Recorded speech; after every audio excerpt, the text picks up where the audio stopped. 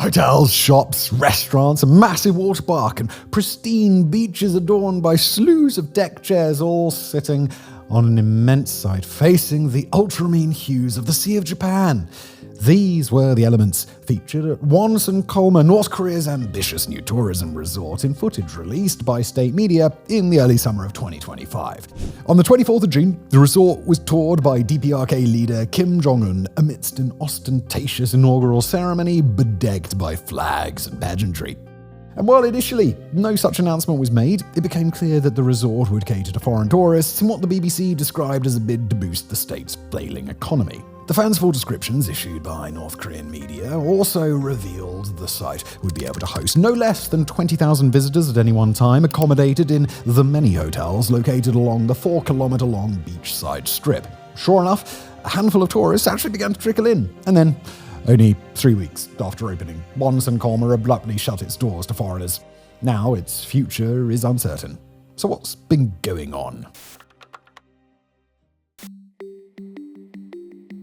Now, obviously, your first question may not even be who the resort's target audience would be. Rather, it may be who on earth would be tricked into going there. Not me. They would kill me. Well, it might surprise you to find out that North Korea actually has quite a well-established tourism industry, or at least it had before the secretive state decided it wasn't quite secretive enough and its tourism fell apart after 2019. Now, before that, hundreds of thousands of people actually flocked to visit the last bastion of 20th century-style socialism every year. These arrivals were overwhelmingly Chinese, with China being one of the few states maintaining good relations with Pyongyang. Indeed, it's one of the few ideological fellow travelers that it has left. And this arrangement seemed to pay off. News outlet NK News estimated that over 350,000 Chinese tourists visited North Korea in 2019, the highest number in history. Furthermore, it was estimated that international tourism brought around $175 million in revenue to the impoverished country that year, with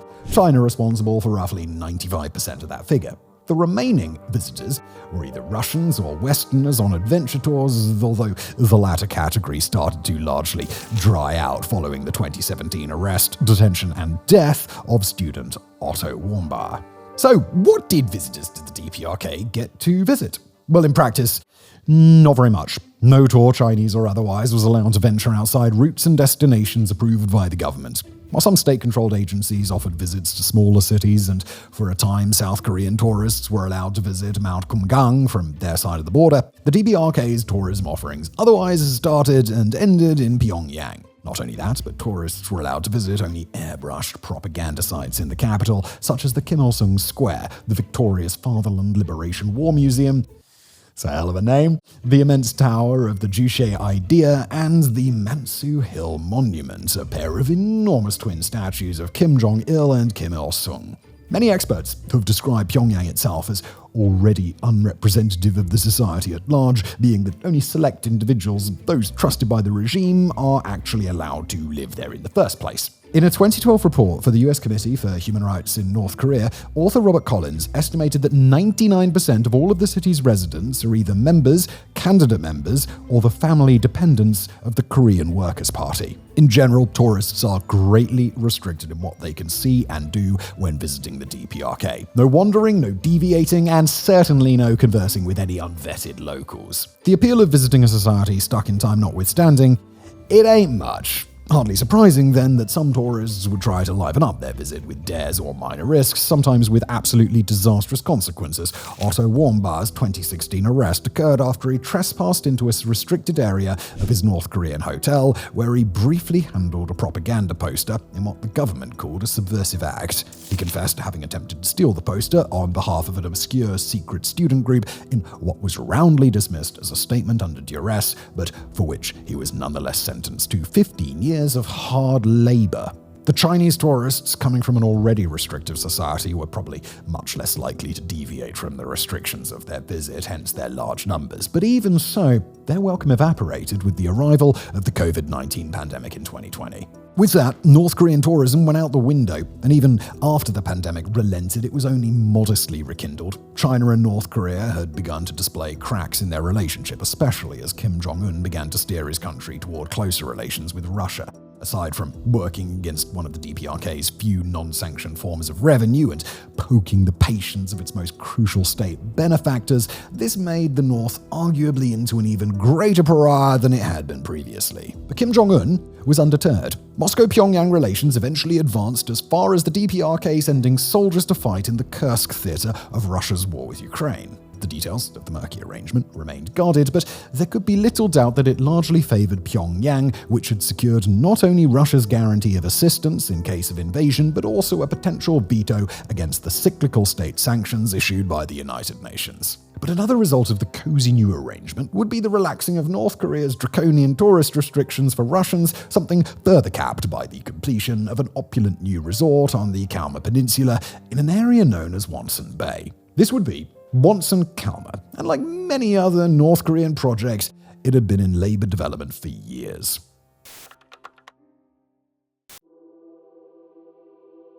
Wonsan Kolma was announced all the way back in 2014, when tourism was booming and expected to develop even further. Visitorship from China was growing at pace, and the resort was, initially, established to continue exploiting the DPRK's single greatest cash cow. The project plans were ambitious, with the 2014 state media announcement heralding a 3,460-acre site, which would feature, we'll quote here, an underwater hotel, flower park, international meeting hall, exhibition and exposition hall, stadium, bathing beach, funfair, natural park, villa district, and wading pool, among other amenities. The site was further described as being able to host 100,000 people and would also boast features favorable to local visitors, including mountaineering routes and connectability by overland transport. Unfortunately, though, the DPRK didn't really have a great track record on delivering, well, really anything, and that would include its most high-profile projects. A good example was the Ryugyong Hotel, which has embarrassingly loomed unfinished over the Pyongyang cityscape for decades. The shard-shaped megalith began construction in 1987, buoyed in part by North Korea having been chosen to host the 1989 World Festival of Youth and Students, a left-wing gathering featuring the presence of over 22,000 youths from socialist and communist countries around the globe. But the event passed without the Ryugyong Hotel being complete, and work halted in 1992 after the Soviet Union's collapse, and as Pyongyang's external subsidies evaporated, there was just no money left. The state succeeded in at least adding windows to the decrepit facade in 2011, but the Ryugyong otherwise continues to sit incomplete, towering over the capital at a height of some 330 meters. The Wonsan Kolma Resort seemed to be yet another prominent misadventure. Wonsan itself is a port city and military base on North Korea's eastern coast, around 150 kilometers or 90 miles from Pyongyang. The area was long preserved for the DPRK elite, featuring a string of private residences and fashionable party retreats. It is believed that Kim Jong-un himself grew up in luxury there, and he continues to maintain a sprawling villa, the Wonsan residence in the area. North Korea expert Michael Madden called Wonsan Kim Jong-un's Mar-a-Lago, being located right where his grandfather, Kim Il-sung, landed with Soviet troops in 1945 to found the Korean Communist Party, and later the state itself. Plans for the resort were, as usual, ambitious. It was initially to open in 2019, although the pandemic soon perpetuated that. Despite this, Pyongyang pressed ahead, announcing a new opening date for the year 2023, but that failed too.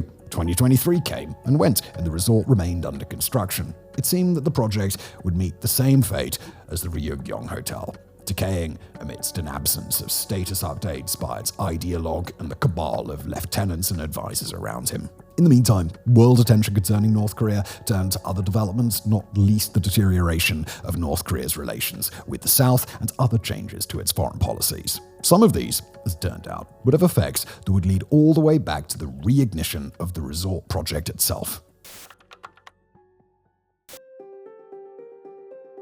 By 2025, North Korea's relationship with most of its interlocutors had changed dramatically. Relations with the South had devolved into little more than mudslinging and threats of violence, while bilateral talks with the United States had also ultimately gone nowhere. And as always, the country continued to be subject to heavy international sanctions for its incessant nuclear arms and other heavy weapons testing. And so it came as a great shock to the entire world when Kim Jong-un unveiled his plans for the sudden opening of Wonsan, especially given that the North's borders were still officially closed for tourism.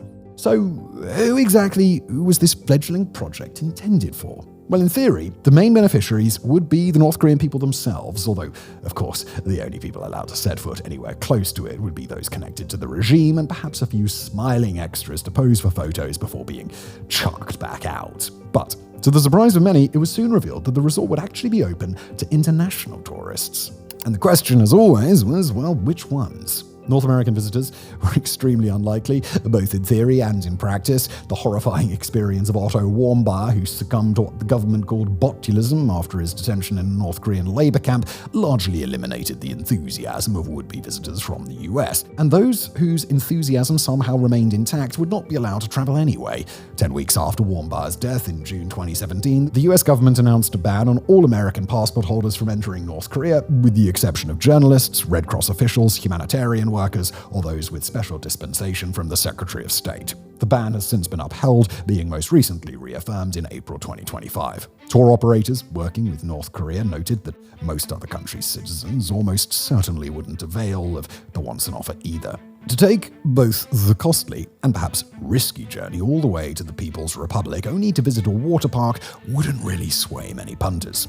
Chinese tourism, for its part, hasn't come back to life in the time since before the pandemic, nor would they be all that buoyed by the offer of a seaside resort either. And although South Korea sits relatively nearby, visits by its citizens would be out of the question too. It might be surprising to know that visits from the South had, in fact, been a thing for more than a decade, from 1998, after a thaw in relations permitted trips from South to North, but definitely not the other way around. Hundreds of thousands of South Koreans availed themselves of the opportunity to visit Mount Kumgang, a scenic retreat located close to Wonsan and to the Korean demarcation line itself. But this came to an end after 2008, when a tourist from the south strayed from the resort and wandered towards a nearby restricted military zone, where she was shot twice. Even without considering this, relations between North and South have recently been terrible, and Kim Jong-un took the unprecedented step of declaring reunification impossible in January 2024 and symbolically demolished a monument in Pyongyang to inter-Korean reconciliation not long after.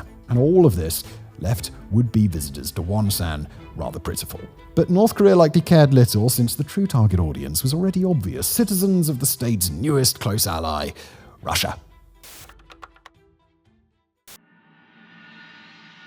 You see, despite the furor North Korea was occasioning in diplomatic circles, the announcement did, in fact, follow a loosening of the strict tourism restrictions of the previous years. Kinda. You see, in February, Kim Jong-un announced that tourism to North Korea was open once more, and a group consisting of a grand total of 13 Western visitors and no Americans visited the northeastern region of Rasan. But this tentative unfastening lasted only a handful of weeks before being ended once again in March. It was around this time that North Korean troops started popping up on the battlefield in Kursk, and the evolving links with Russia had started to become undeniable. As mentioned before, the arrangement generally favored Kim Jong-un more than it did Putin. Russia's meager returns on the battlefield created an everlasting need for manpower and artillery shells, something Pyongyang was able to provide in droves. For this, they were able to receive much-needed food and financial and military assistance from Moscow, and as part of the arrangement, while DPRK troops were appearing in Kursk, Russians were starting to appear on holiday in Pyongyang. 38 North described how at least 10 Russian tourism groups had paid visits to the country in early 2024, and an art troupe from the bordering Primorsky region had even performed a ballet in the North Korean capital in March. In October, a peculiar advert by the state-owned Korea International Travel Company surfaced, which showed off Russian tourists frolicking on the DPRK's beaches. Around the same time, Radio Free Asia estimated that at least 600 Russians had visited since February, in spite of the continued mandate against foreign tourists by the government. Back in Wonsan, at long last, the long-stymied resort quietly neared completion. Kim Jong-un had visited the site in the summer of 2024, possibly marking the reinvigoration of the project. He returned once again in June 2025 as the site officially opened amid rapturous, almost comical celebrations. And it was then that the details of the resort were revealed to the world. It reportedly featured an eye-watering 150 hotels, being capable of hosting up to 20,000 visitors at any one time, and thereby becoming the largest single-owner beach resort in the entire world. As if to further underscore who exactly the resort was, in great part intended to benefit, Kim Jong-un's guest of honor for the lavish opening ceremony was Alexander Matsugora, Russia's ambassador to North Korea. The BBC quickly identified travel agencies in Russia promoting trips to Wonsan, starting at a hefty $1,800 or 60% more than the average monthly salary in Russia. The BBC also failed to identify any Chinese tour operators whatsoever offering visits to the resort. Russia's Primorsky region added that the first group of Russian tourists would arrive on July the 7th as part of an 8-day trip, which also featured a trip to Pyongyang and elsewhere. And then the project immediately wrapped up. The state-run tourism website DPR Korea Tour announced the news on July the 16th, simply stating that Wonsan was temporarily not receiving foreign tourists, without providing a reason or indicating when the ban might be lifted. With that, the great project may have disappeared back into the void from whence it appeared. But the obvious question is, why?